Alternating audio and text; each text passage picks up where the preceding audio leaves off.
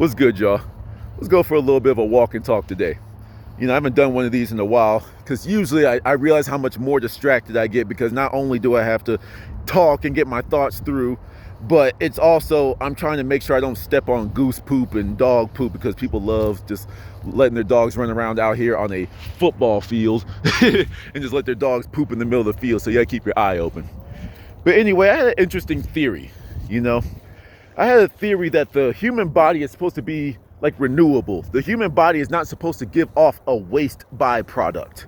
And of course I'm still working with the theory. It's not all the way through, but just hear me out. This is just me just spitting out some thoughts to y'all. All right. But when you look at a car, right, it has gas, gas powered vehicles.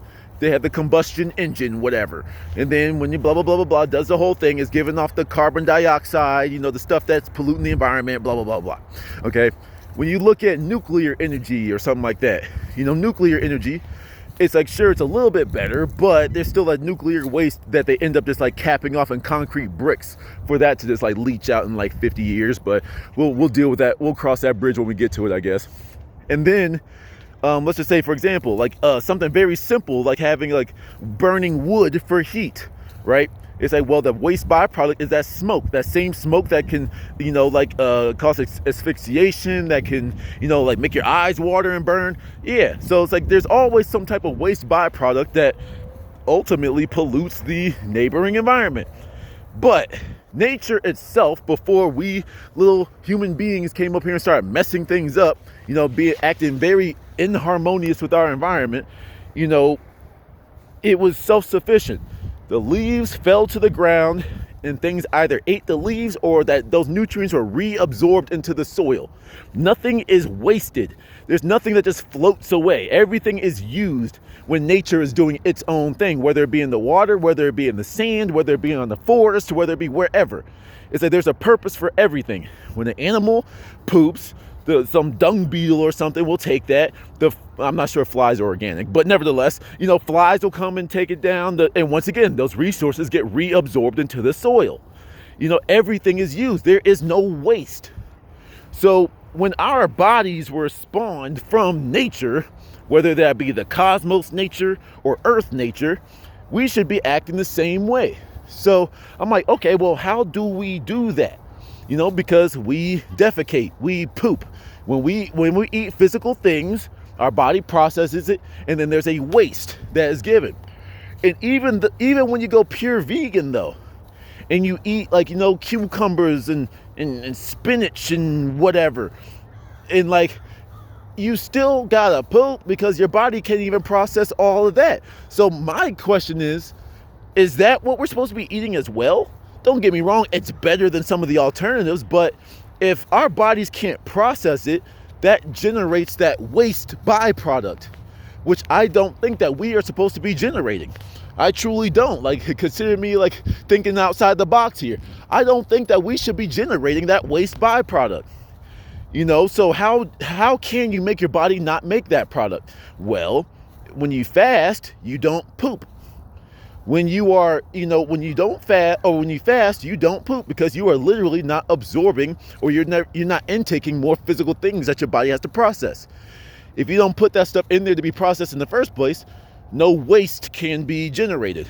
But then, okay, some people will ask, well, how am I going to live? How am I going to survive if I never eat again? You have to. This is where we might get a little hippy dippy with it. What I'm saying, for those of you that aren't on that wagon. But it's like there's a term called breatharian. Okay, and breatharian, they literally survive off of the energy that is around them, the prana, the chi, the pretty much all the energies around you that are always here, but you have to be at the proper frequency to even observe them, to even know that they're there.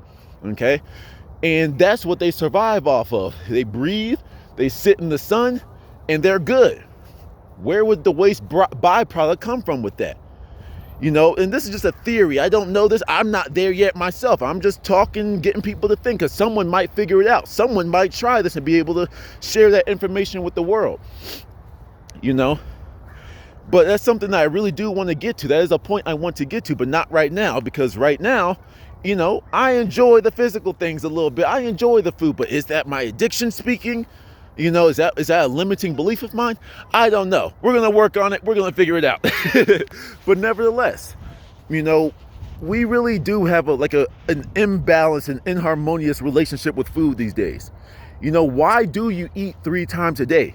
Why do you, like, when you wake up, your body literally like gives itself like a shot of like adrenaline, glucose, whatever, just to literally wake up. That's when your digestive system is reactivating. It shuts down when you go to sleep. When you wake back up, it starts back up. And sometimes you need to have that little Kickstarter. So that's what your body does off rip. So then when y'all wake up and you go get y'all still eat McDonald's, that's crazy, but y'all run to McDonald's and get you a McGriddle. So you got the sugary bread, you know, the bread itself is sugary with all the chemicals that are in it. Then you got the syrup that's infused to the McGriddle bread. Then you got the meat, if it's even meat, or if that's even animal meat, and I'm gonna leave that there. Then you got those little squishy, spongy eggs. So you wake up in the morning when your body's already going, like getting starting to get everything going again. And then the first thing that you eat is a super sugary mess.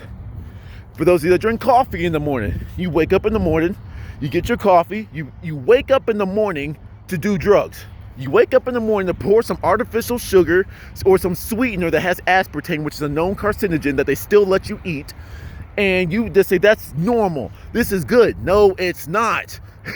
How many times do we have to tell you this? But then you want to wait until you're getting to your 60s and 70s and be like, oh, the doctor said I have this. Where did that come from? Maybe 20, 30, 40 years of a bad behavior that your young people have been trying to tell you about, but you didn't want to change your ways. But what do we know? We're just hippies, right?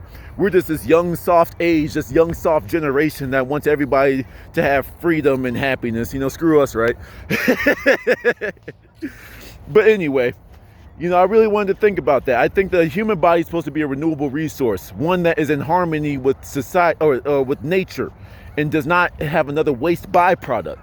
But then again, like a quick side note, this is something I got from another channel, Rashad Jamal. You know, he was talking about, say, why do we got toilets? You know, that's how taken away we are. It's like, even when we are out here, we gotta take our little poop, gotta find a little spot next to a tree or whatever. It's like, that's supposed to go back to the land. But now we have these little systems. We're so sophisticated humans. We have a sanitation system. Yeah. It's like, no, what were they doing back in the day? There's like an area, you just find your spot and then you bury it and you're good to go. You know what I'm saying? And burying it out of consideration so people don't come step on it. It's like all of these resources that are supposed to be returning back to the earth are going into these water treatment systems and being stripped of everything, blah, blah, blah, blah, blah. Yes, there's some type of use for it. I get that. But then there's also like, that's not nature. All that's supposed to return back to nature. Nature gave us the food that made us have that waste. That means we need to return that quote waste back to nature so it can do it again, essentially. Not this technological version of what nature is doing. Nature was perfect before we started to try to copy it. When you copy the original, the quality gets lower and lower and lower each time, to the point that you completely devolve. And now we're these people that don't know how to eat food anymore. You know, eat food correctly and properly nourish our bodies. And we're rediscovering that information now. But anyway, just wanted to share my thoughts on that. I'm actually very surprised that I stayed on topic during this whole little rant, but you know, this little rant, this little walk, but it is what it is. The more you practice, the better you get. Till the next one.